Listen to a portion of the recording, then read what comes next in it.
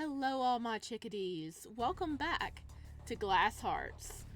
Now, this is our third part. If you haven't seen parts 1 and 2, they're up on my channel, so go check it out. We are about to dive right back into the mental asylum. It's been a while since we played, so let's see if I can remember. Alright, we're going to see the psychiatrist. Fun times. Yeah. He's probably not gonna... He's gonna be just as helpful as everybody else at this hospital. Kai didn't know what to expect from his first session with a psychiatrist, but when the man pulled out a notebook, asking him a series of monothematic questions and ticking one box after another based on his answers, he wasn't exactly surprised. Quick-tempered, aggressive, uncooperative, confused. The psychiatrist nodded to himself as if the simplistic terms told him all he needed to know about Kai already. It's quite an achievement to cause so much trouble within a few days of getting admitted to the hospital. Your unwillingness to admit that you are in the wrong is the first problem we'll focus on solving, Mr. Song. Of course, your hostility towards your staff will also need to be addressed. Hey. I'm in the wrong. How exactly? Hey. This staff sucks. They're horrible. They are so mean. Okay? It's not our fault. The guards, are horrible and oh my god, everybody sucks here. Every change begins with awareness. I believe you've heard those exact words from the medical director himself. Do you know what they truly mean? That you need our help to come to term with things. You have committed a crime. You've killed an innocent man. But as long as you don't understand the scope of what you've done, we won't be able to proceed with the treatment. But also, if we understand what we've done, you could just send us to jail. Right? No matter how many times Kai would said that he didn't do it, no one would believe it. Not the police, nor the medical director, nor the psychiatrist, not even his own family.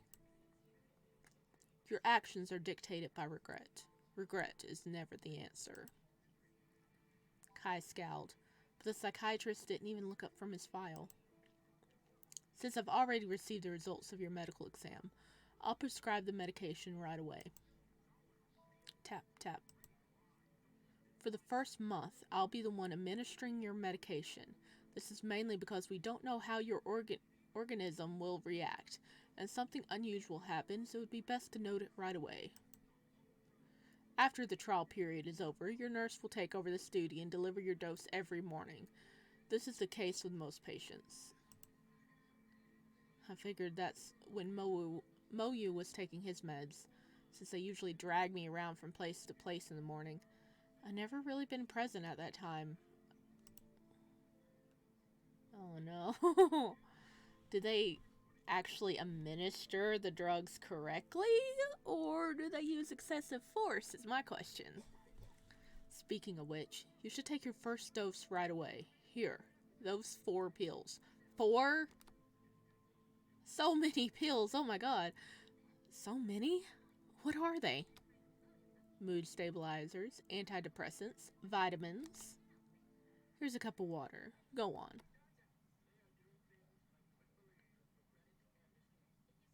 As an almost convicted criminal, Kai knew that his rights in the hospital were going to be limited. He didn't expect the best treatment one could get either. There were hundreds of patients in Long River, from what he had noted so far. Those who had any sort of criminal background were dealt with the worst. It was still better than the alternative. If they convicted him to life in prison, he knew he wouldn't survive longer than a few years at most. At least, here he had a chance. Time passed, and not much was happening, making each day blend into the next in a seamless circle of monotonic routine, broken only by his visits to the doctor, getting roughed up by the guards for no reason, and catching Moyu's Moyu's rare glances sent his way when he thought Kai wasn't looking. He grew used to being told that he's unstable and depressed, that his mental state was fragile and not to be taken lightly. Even if he didn't cause any trouble or pick a fight with anyone, he was still labeled as a delinquent and a difficult case. Kai no longer paid much attention to it. So he's getting used to being handled this way, and as the days pass, to occupy himself with something, he played cards with himself at least a couple of times each week, and when he did, he made sure to explain exactly what was happening, what his moves meant, and why. At the beginning, he thought his roommate would be puzzled and annoyed, perhaps even voicing his displeasure with Kai for making so much noise, but no such thing happened. If anything, Mo seemed absorbed. Unlike the first couple of times, he was watching him openly now, eyes trained on Kai's hands as he shuffled, drew, and discarded his cards. He didn't make any attempt to communicate or get closer, but his interest was more than enough for Kai. Aww, we're providing some stimulus for our baby Moyu. Having Moyu's attention felt warm, in an odd way, something that Kai couldn't really describe or compare to anything else.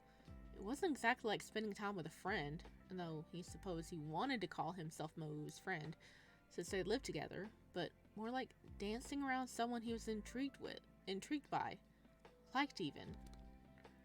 Moyu was an uncomfortably handsome man, and though he wasn't very responsive and almost never talked, Kai grew to appreciate all the tiny changes in his facial expressions, the small gestures that he could distinguish. He wanted to see more, understand him better. Communicate. Every flicker of those dark irises, every blink, every moment of the fan-like eyelashes were well worth it, even if he had to say the same thing over and over again, explaining why sometimes even a jack can be powerful than an ace. Granted, he didn't know if Moyu was really listening, much less learning anything from it.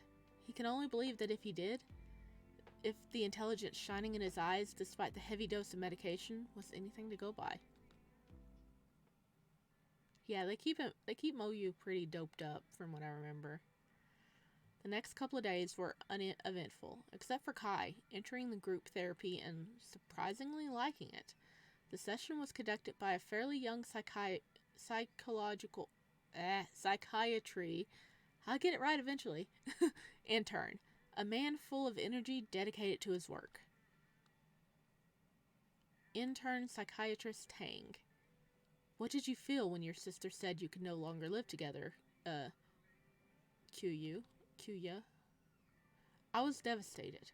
We'd been through thick and thin together, and then, just like that, she threw me out. The question and answer session continued for a while. As much as Kai didn't really care about some other patients' problems, having enough of his own, he was somehow interested by the intern. Unlike the majority of the staff members, this man seemed human. Like he tried to understand and find solutions instead of pushing his own agenda. There's Lian. Oh, he's so cute. All the boys are adorable in this. Not the staff, they're right. Not the staff. We ain't interested in the staff. They all mean. Well, except the intern. The intern seems nice so far. Oh yeah, Lian, isn't he the youngest patient here at 18? I think that's him. I may be wrong, but I think it's him. I'm sorry for being late. Yeah, same. No problem. We were only just started. There are 2 free chairs left, one by the back and one next to Mr. Song. Oh yeah, we don't have any save options. Dang it. Oh, yeah we do. Yeah we do. They're blending in here. Okay.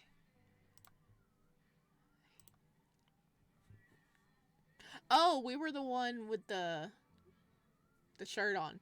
Sit next to the stranger from the examination room. Offer the seat to, Zhiying.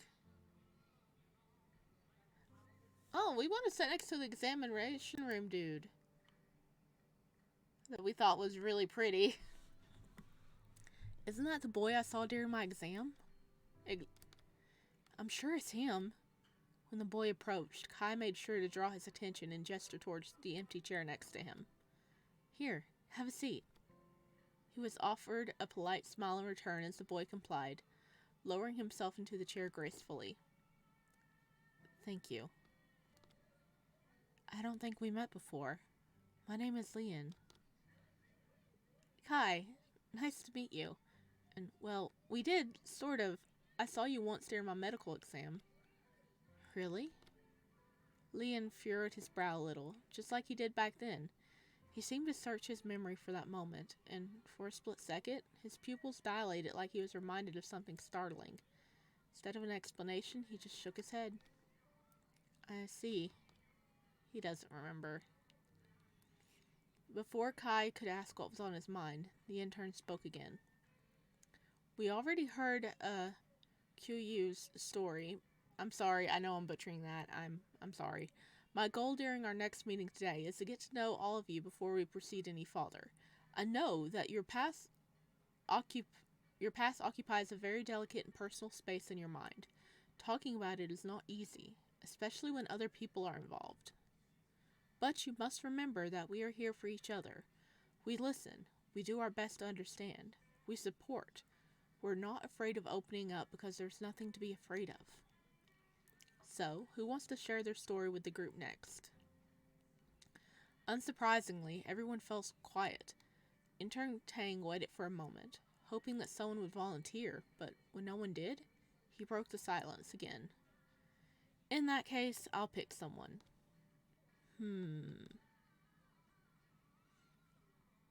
Lian? Lian was asked to stand in the middle of the room where everyone could see him, becoming the main focus of attention. Kite noticed instantly how uncomfortable that made him. That would make me uncomfortable too. People who are having mental issues, and everyone with different types of issues, making them stand alone in the middle of an area with people all watching them is very uncomfortable, okay?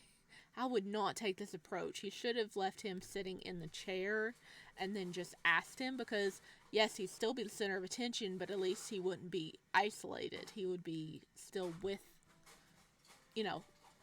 included in a group. So this is wrong. This is your first time in group therapy, and even though your participation wasn't marked as mandatory, you still showed up. Thank you. Tell us a few words about yourself. My name is Lian, and I'm 18 years old.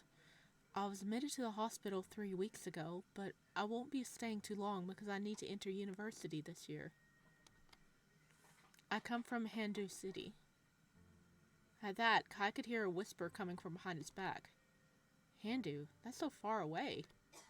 Right? Don't they have a psychiatric hospital back in Handu? How come a little boy like him was sent all the way over here to Long River? I heard he's from the Q family. His father, Kihan, is a famous real estate developer or something.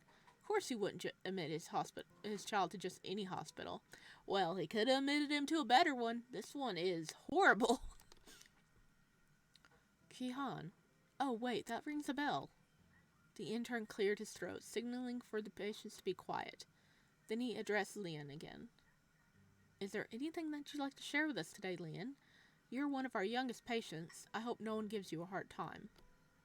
Lian's gaze wasn't focused on anyone in particular. He looked dignified for someone who felt so clearly out of place, and Kai could only sympathize. Lian's lips opened in hesitation and then fell shut a couple of times before he finally spoke. No, I don't think so. I'm sorry. Can I go back to my seat now? The whisper started again, but this time Kai made an effort to block them out.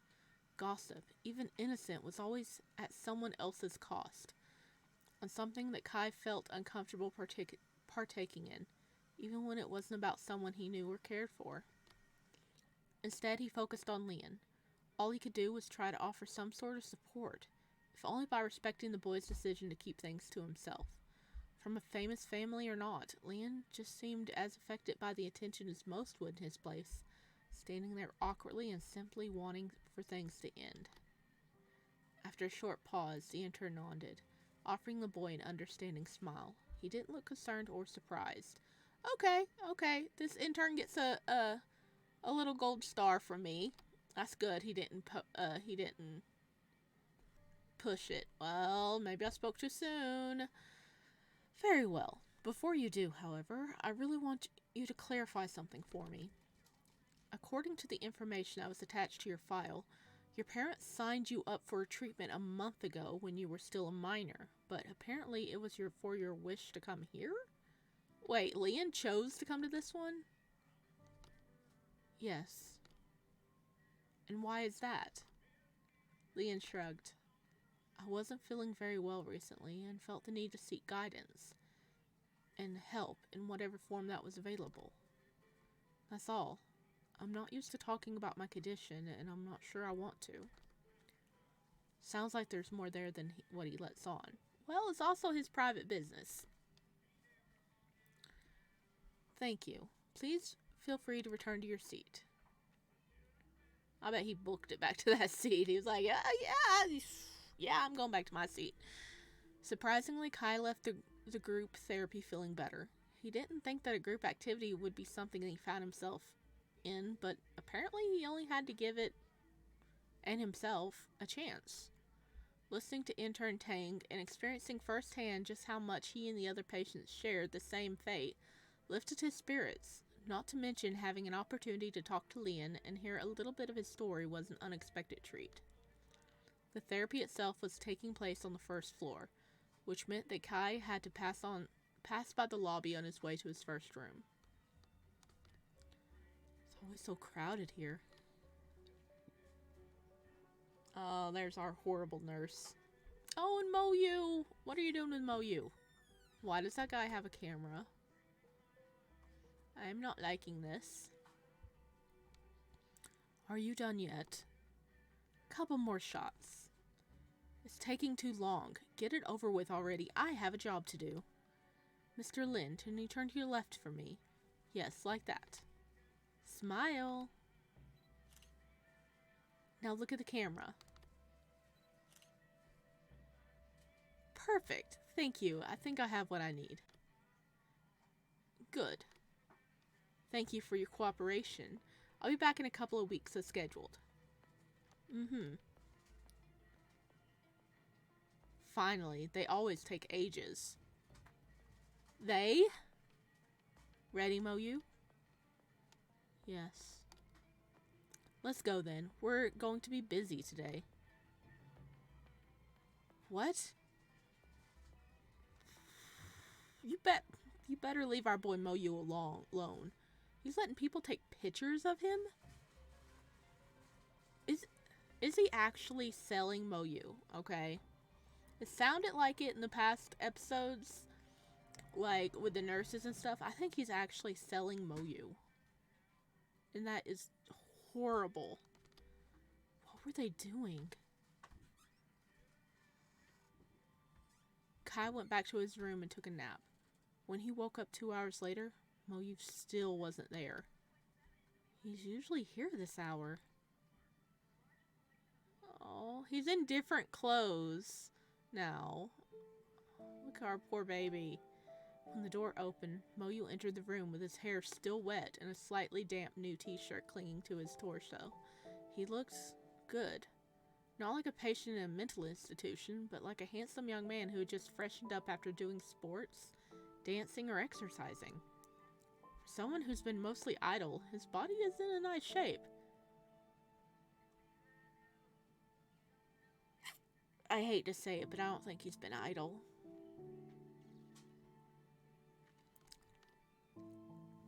I wonder if he used to be an athlete or something like that. Right after Moyu, as always, followed their appointed nurse. Sometimes it felt like he was not only his shadow, but an integral part attached to his roommate, supervising his every move, always watching, guiding, touching. Moyu had nothing left to himself. He couldn't even take a shower without Chin breathing down his neck, as Kai had witnessed a couple of times by now. The nurse seemed to be in an exceptionally good mood, smiling wider than Kai had ever seen him. He patted Moyu on the shoulder affectionately as he urged him inside, leaning down to whisper something in his ear like they were best friends. Where have you been? Kai wasn't sure whether his question was directed at Chin or Moyu, but he was hoping that either would answer him. He expected Chin to get mad at him for the accusatory tone, but the man just raised a brow nonchalantly. Moyu has treatments to restore his mobility 3 times a week. He spent the entire morning and afternoon with his physiotherapist. Oh, and by the way, there's a visitor waiting for you in the cafeteria, Song. Visitor? It seems like he's a friend of yours. Since visitation time is limited, you wouldn't want to keep him waiting, would you?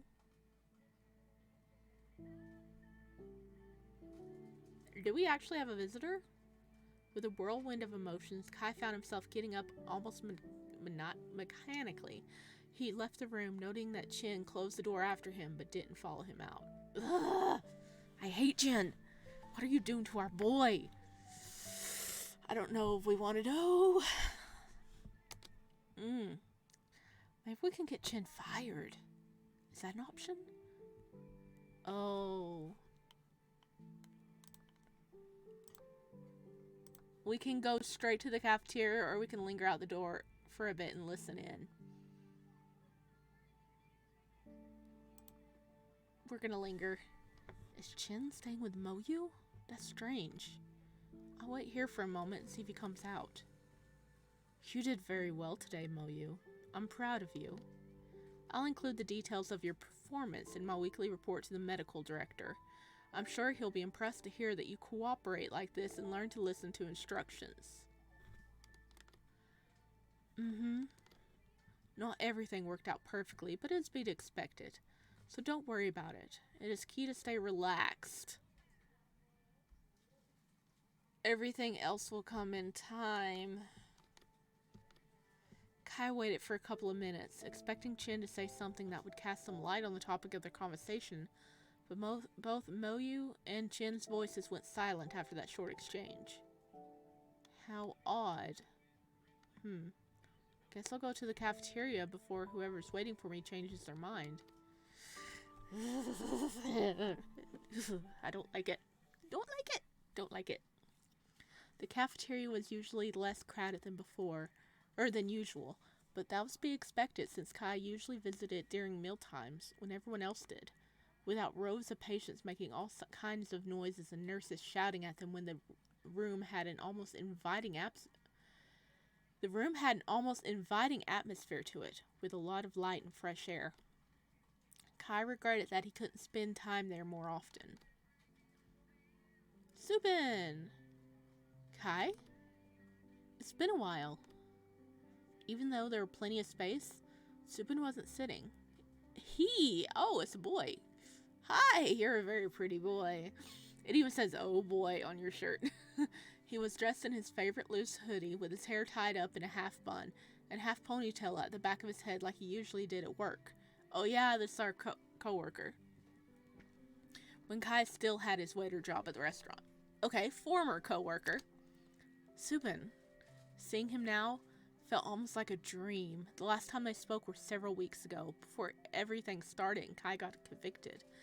There had been a semi-fight then, not a serious one, but unpleasant enough to leave a heavy feeling in Kai's chest for days to come. Now he regretted every word he said back then. Subin found out the other waiters were talking badly about Kai's mental state behind his back and confronted them about it, making everything worse. Soon after, Kai resigned from the job. He was childish and ungrateful of him. He understood that now. If things hadn't got even more complicated, he would have apologized to Subin a long time ago. But he couldn't. And now he had no idea what Subin thought about it at all. Kai wouldn't be surprised if the other didn't want anything to do with him. I didn't think you'd come. Me either. At least for a while. Not because of... I just wasn't sure I could see you like this. In this sort of place. How have you been? I've been well. I've been having a hard time. Well, I've been well will like settle any thoughts about him, but we're saying the truth. I've been having a hard time. I'm getting by, but things are not easy in this place. It's a lot to accommodate all at once. I can imagine, to some extent at least. My aunt spent the last months of her life in a mental institution. My parents and I visited her quite a bit, but every time we did, it just seemed to be getting more and more depressing. I'm sorry, I shouldn't have mentioned that. Subin's voice faltered at the last word. He cleared his throat. Actually, I brought you something. I figured you'd be bored out of your mind. I know how you like reading, and I don't suppose they have a library in here. Subin reached into his backpack, pulling out a huge stack of books and a couple of magazines. Kai had trouble believing that the pile had somehow fit into that tiny space. Ah, thank you, we get books. Ooh, what if we could read aloud to Moyu? That would be lovely. It'd be some mental stimulation for Moyu and nice bonding. That's for you. I tried to go for variety, so there's a little bit of everything. But I didn't forget your love for science fiction, don't worry. There are 2 books that came out in the last couple of weeks, The Star Drifter and Dark Singularity. I thought they'd probably be your cup of tea. Especially since they caused quite a stir on the internet from what I've read. The critics hate on them, but fans of genre are raving about both, which makes it all the more exciting, I think. Wow, a great find, thanks a lot. I can't believe you went through all the trouble for me. Kai took the heavy pile of books from Subin's hand, then put them down on the cafeteria table and started looking through the tomes curiously.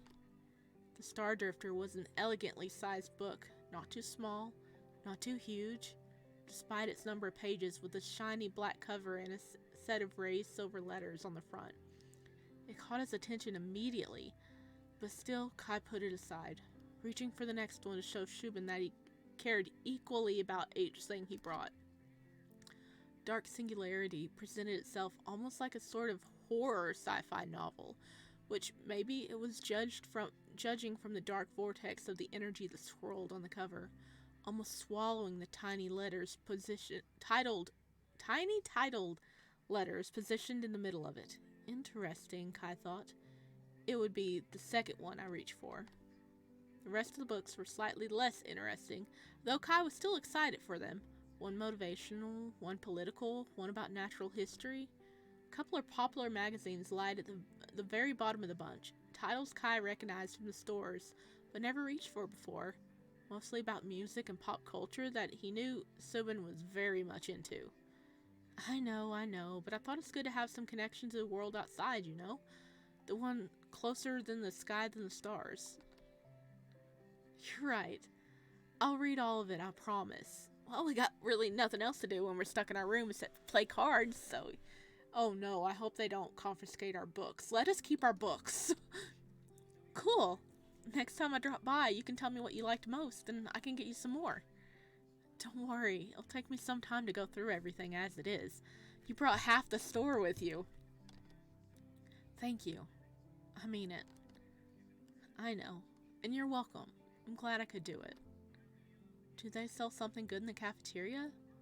Iced lattes, smoothies? I think they might have something, but I wouldn't count on anything too fancy. Right. I'll go see what I can get us. Kai nodded and watched as Subin ordered 2 glasses of orange juice. Yep, super simple. Then came back to their table a moment later. You were totally right. Nothing fancy. They drank the beverage without saying anything for a while, but it wasn't long before Subin broke the silence and started telling Kai about how his life had progressed. Apparently, his friend really did find himself in the role of a restaurant manager. Not that Kai had any doubts about it before. Subin knew how to talk to people, and had a gift of judging their characters and potentials shortly after meeting them. So his first move after the promotion was to work through the current staff. After a number of much-needed layoffs, he hired new people, breathing new air into the restaurant, and making sure that the people who worked there contributed to its positive, lively atmosphere. Kai listened to the story wistfully. He liked his job back then. He was certain he would like it, even more now. Working with Subin had always been easy and enjoyable, even after his friend had become a manager. But even though Subin talked to him kindly and quite openly, he could still feel the distance between them. It was in the small things, the tone of his voice, the change in gestures, the way he inched away when Kai leaned in without thinking. There was a wall between them, a division that wasn't there before, but would probably never go away again. Kai was considered a criminal now, and not just any criminal, a murderer.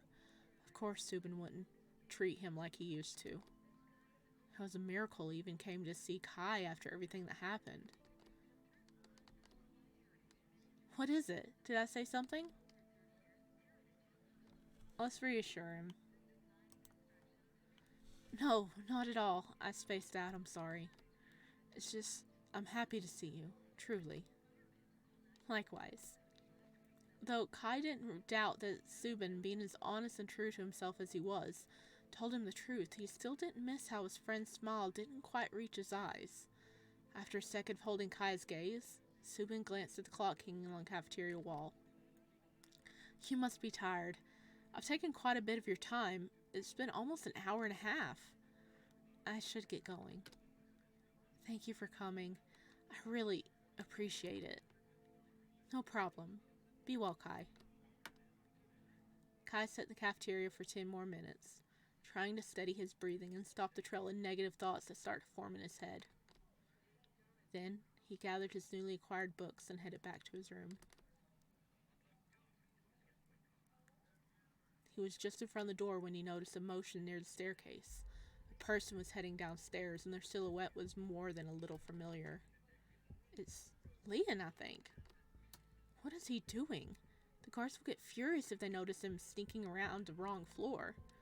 Kai winced at the idea of Lian getting yelled at or hit like he did a few weeks ago. He didn't know the other boy well yet, but he knew he couldn't let that happen. I'm going after him. Kai put Subin's books underneath the door to his and Moyu's room in haste, hoping they wouldn't get stolen as no one was there at this hour, and ran towards the stairs. Nobody better touch our books. Okay, seriously. No one should better touch our books. Okay, I hate to do this, but we're going to end this part here. Oh my gosh, it looks like we're going to have some creepy moments. Hopefully we can see what this little guy's up to. And, you know, stop him from getting in trouble. Did I say? Yeah, I saved. Okay. Stop him from getting in trouble, because, oh my goodness. Oh wow. We got a visit from our coworker. We got new books. We got to bond a little bit with Moyu. Oh my gosh, a lot happened in this episode. As always, leave a like down below if you're like this, and it helps me know when to get the next episode out. And also, I forgot what I was gonna say.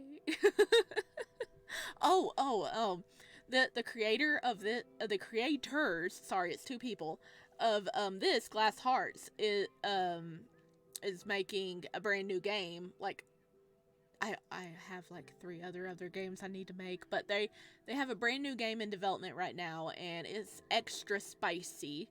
I'm going to attempt to play it. I have the demo right now. I'm going to attempt to play it, but if it's very spicy, I'm gonna have to just 18 plus block it. But it looks amazing. All the work by these guys look amazing, and the art is gorgeous, as you can see. Oh, the boys. Okay. I'm really leaving this time. I've got work to do. I'll see you guys next time. Bye!